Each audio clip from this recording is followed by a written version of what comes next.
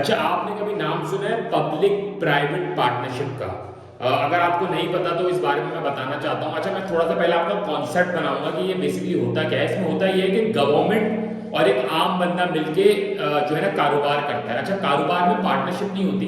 Basically होता ये कि गवर्नमेंट आपको एक जगह प्रोवाइड करती है जहाँ पे आप अपना कारोबार कर सकें और आप एक अमाउंट उसके अंदर जो है वो गवर्नमेंट को एज एन रेंट देते हो।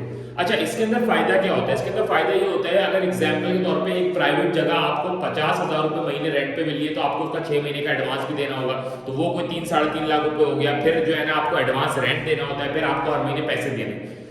उसी उतनी जगह या उससे बड़ी जगह आपको गवर्नमेंट अगर दे या गवर्नमेंट आपको प्रोवाइड करे तो उसके अंदर होता है ये, वो आपको 10,000 रुपये महीने में मिल जाएगी, आपको कोई एडवांस भी नहीं देता, तो आपके लिए कारोबार करना आसान होता है। अच्छा, दुनिया भर के अंदर ये होता है पब्लिक प्राइवेट पार्टनरशिप।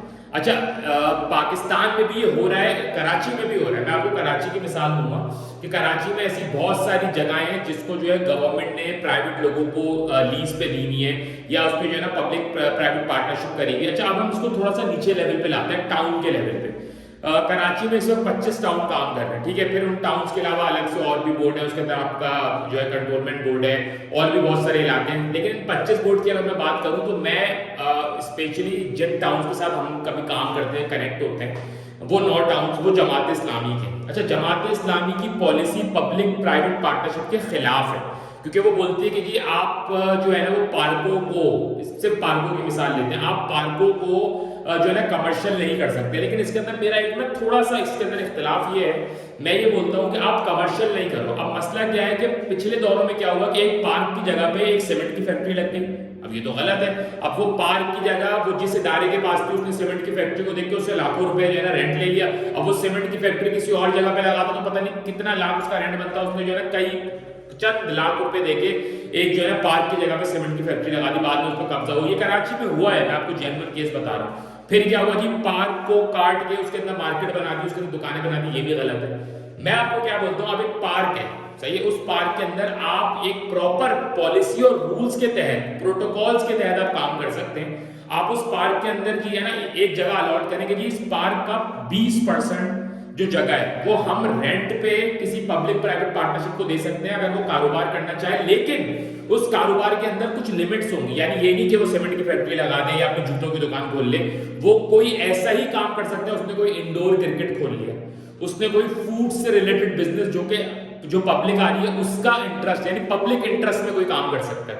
अब एग्जाम्पल है, इस वक्त कराची के अंदर इंडोर क्रिकेट का बहुत जो है ना वो बिजनेस बहुत ऑन चल रहा है, बहुत लोग खेल रहे हैं, मैं खुद खेलता हूँ। तो इसके अंदर क्या होता है, आपको एक जगह लेनी है, वही बात है, एडवांस दो, रेंट दो। अब उस जगह पे आपको 20-25 लाख रुपए की इन्वेस्टमेंट करनी है। अगर उसी तरह आपको किसी पार्क में छोटी सी जगह मिल जाए, मैं नहीं बोल रहा पूरा पार्क पे कब्जा करा दो, छोटी सी जगह पे आप एक इंडोर क्रिकेट की इजाजत दे दो, आप जो एक फूड स्ट्रीट की इजाजत दे दो कि जी आप इसके अंदर लाके अपना एक छोटा सा फूड कार्ट लगा सकते हैं। इसके अंदर 2 फायदे होते हैं। ये प्रपोजल मैं ऑलरेडी बहुत सारे टाउन्स को दे चुका हूँ।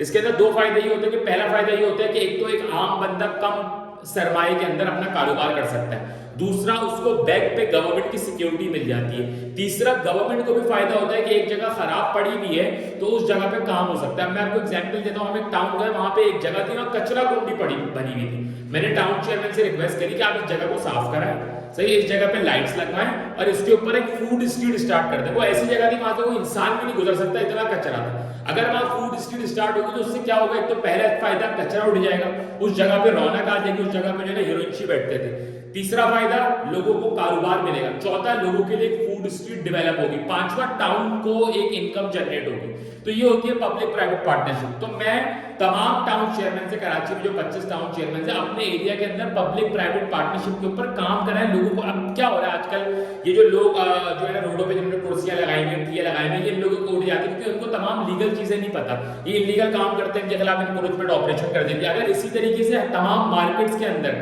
प्रॉपर फूड स्ट्रीट बनाई जाए, प्रॉपर पब्लिक इंटरेस्ट जो बिजनेस होता है उसके हिसाब से आप जगहें दें। आप जो है पुलों के नीचे छोटे छोटे वो जो फुटबॉल होती है, फुटसाल के आप ग्राउंड बना दें पब्लिक प्राइवेट पार्टनरशिप में।